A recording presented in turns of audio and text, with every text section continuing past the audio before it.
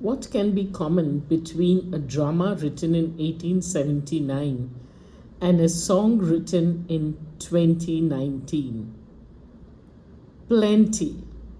Both Henrik Ibsen's A Doll's House and Taylor Swift's music video, The Man, expose the ways patriarchal societies restrict female agency through gendered expectations and social norms. In The Man, Taylor Swift uses cinematography, gender reversal, and visual irony to expose the double standards through which men and women are judged differently for the same behavior. In A Doll's House, Henrik Ibsen explores the same issue within the intimate space of marriage. Through Nora and Torvald's final confrontation in Act 3, Ibsen reveals how a woman's identity is shaped by expectations of wifehood, motherhood, obedience, and duty. Although the texts come from very different periods and forms, both challenge a society that allows men greater freedom while defining women through restrictive roles. Hello and welcome to Between the Lines Literary Analysis with Smitha, where we explore literary as well as non-literary texts to discover hidden meanings and global issues. It is through this shared global issue that we now turn to Ibsen's A Doll's House and Nora's struggle to claim an identity beyond the roles imposed upon her. For our main extract from A Doll's House, we look at the final confrontation between Nora and Torvald in Act 3. This is the moment when the central conflict of the play becomes explicit. Until now, Nora has largely performed the role expected of her, the cheerful wife, the devoted mother, and Torvald's seemingly dependent little skylark. But in this scene, that performance begins to collapse. The global issue we'll explore is the ways patriarchal society restrict female agency through gendered expectations and social norms. What makes this extract particularly significant is that Torvald does not simply speak as an individual husband. Through him, Ibsen gives voice to the values of the 19th century patriarchal society. When Nora announces that she intends to leave, Torvald immediately tries to define her through her domestic roles. He reminds her that she is a wife and a mother and insists that she has duties towards her husband and children. The language of duty is crucial. Torvald doesn't present marriage and motherhood as choices. He presents them as moral obligations. In doing so, Ibsen exposes one of the most powerful ways patriarchy can restrict female agency. A woman doesn't necessarily have to be physically prevented from leaving. Instead, society can make leaving appear selfish, immoral, unnatural, or irresponsible. This is how social norms become a form of control. Torvald's statement that Nora is before else a wife and mother reveals the hierarchy through which he understands female identity. Nora is Torvald's wife. She is her children's mother. She exists first in relation to other people. But Nora completely overturns this hierarchy. When she responds that she believes she is before all else, a human being. This is perhaps the most radical statement in the play. Notice that Nora does not say that she no longer loves her children or that motherhood has no value. Instead, she challenges the assumption that being a wife and a mother must completely define a woman's identity. Her choice of the phrase human being deliberately removes gender from the argument. Before she is a woman performing socially prescribed roles, she is an individual with a mind, conscience, and the right to determine her own identity. There's also a striking change in Nora's language. Early in the play, her conversations with Torvald are often playful and fragmented. She accommodates his pet names and frequently performs the childishness that he expects from her. Here, however, her language becomes calm, direct, and increasingly philosophical. The transformation in her speech reflects a transformation in power. Torvald may still possess the social authority of the husband, but Nora is beginning to claim intellectual authority over her own life. Ibsen also uses the dialogue to expose how deeply patriarchal values have been internalized. Torvald repeatedly appeals to accepted institutions and beliefs: marriage, motherhood, religion, morality, and society. For him, these ideals appear unquestionable. Nora, however, begins to question precisely what Torvald assumes cannot be questioned. She says that she must think these matters through for herself. That phrase, "for myself," is central to the development of female agency in this scene. Nora is not merely leaving a husband, she is claiming the right to think independently. And this is what makes her rebellion so threatening to the patriarchal structure represented by Torvald.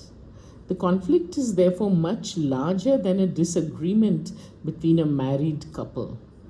Ibsen transforms their domestic conversation into an ideological confrontation. For much of the play, Torvald treats Nora as though she were intellectually immature. His pet names, his financial control, and his constant instructions establish a relationship resembling that of a father and child rather than two equal adults. Yet, in this final conversation, it is Nora who demonstrates the greater capacity for reflection. Torvald repeats the conventional beliefs he has inherited from society. Nora questions them. The supposedly childish woman becomes the person capable of independent thought, while the supposedly authoritative husband is unable to imagine a social order different from the one he already knows. This connects directly to the title of the play, A Doll's House. Nora gradually recognizes that she has moved from her father's house into Torvald's house without ever being allowed to construct an independent identity. First, she was her father's doll child, then she became Torvald's doll wife. The domestic home, which should represent security and intimacy, is therefore revealed as a space in which gender roles are performed and enforced. By the end of the extract, Nora understands that genuine agency requires more than simply being treated kindly. It requires the freedom to think, choose, question, and define oneself. Through Nora and Torvald's final confrontation, Ibsen therefore exposes a subtle but powerful mechanism of patriarchal control. Patriarchy does not always say you cannot do this. Sometimes it says if you do this, you have failed as a wife, a mother, and as a woman. and Nora's radical act is to reject that judgment. Her departure, therefore, becomes more than the end of a marriage. It becomes an assertion of female agency, individual identity, and the right to exist as a human being before being defined by a socially prescribed role. The stage direction, Nora in everyday dress, is immediately significant. She has changed out of the costume associated with performance and display. Symbolically, she is also beginning to step out of the role she has performed throughout her marriage. Torvald's cheerful, decorative doll wife. Her ordinary dress suggests a movement towards authenticity. She is no longer presenting the version of herself that Torvald expects to see. Ibsen uses blocking and proxemics to dramatize the changing power relationship. Nora tells Torvald, "Sit down here, Torvald," and then sits on one side of the table. Torvald follows her instruction and sits at the opposite side of the table. The physical arrangement is crucial. The table creates a visible distance between the husband and wife.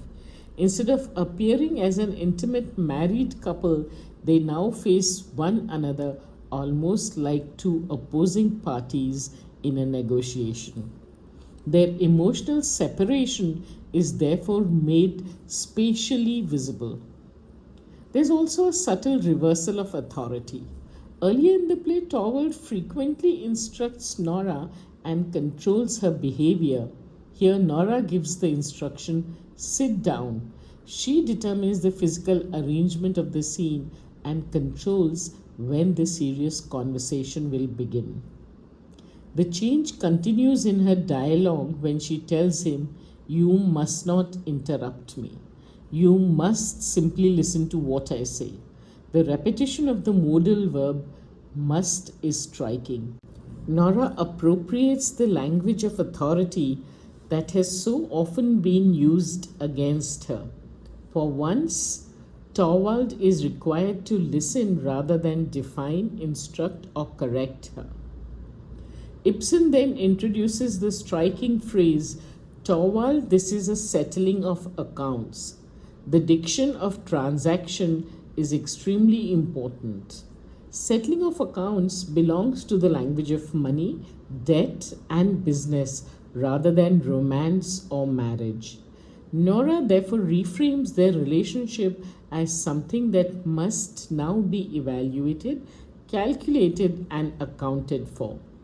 This transactional diction also connects with the wider motif of money in the play. Nora's marriage has repeatedly been shaped by financial dependence, secrecy, borrowing, and Torvald's control of money. Now, however, Nora metaphorically becomes the one who keeps the account. She is no longer asking Torvald for money or approval. She is asking him to account for 8 years of marriage. The phrase therefore suggests a reversal of power. The woman who has been financially dependent now becomes the person who evaluates the emotional and moral debt within their relationship. Ibsen reinforces this through the stage direction after a short silence. The silence interrupts the rhythm of the dialogue and forces both Torvald and the audience to confront the seriousness of what is happening. This is no longer the playful domestic conversation that has characterized much of their marriage. Nora then draws attention to their physical position. Isn't there one thing that strikes you as strange in our sitting here like this? The characters themselves become conscious of the proxemics. They've been married for 8 years, yet sitting opposite one another and having a serious conversation feels unfamiliar. This is profoundly ironic. The physical distance across the table exposes an emotional and intellectual gap that has existed throughout their marriage. When Nora says that this is the first time they've had a serious conversation, Ibsen exposes the hollowness beneath the appearance of domestic harmony. Their marriage may have looked affectionate, but Nora has never been recognized as an equal participant in serious thought or decision making. Through costume, stage directions, blocking, proxemics, silence, and the transactional metaphor of settling of accounts, Ibsen therefore converts an apparently private marital conversation into a dramatic reckoning with patriarchal power. Nora is beginning to reject the role she has been expected to perform and claim the right not merely to speak but to be heard as an equal and an autonomous human being. In the next episode, we'll return to Acts 1 and 2 and explore supporting moments that reveal how Nora's agency has been gradually restricted through Torvald's domineering behavior, his patronizing pet names, his control of money, and the expectations of the patriarchal society surrounding her. We will see how the seemingly affectionate little skylark and little squirrel ultimately become part of the same system that produces the doll wife. Until then, keep looking, keep questioning, keep reading between the lines. This is Between the Lines Literary Analysis with Smitha. Thank you for joining me.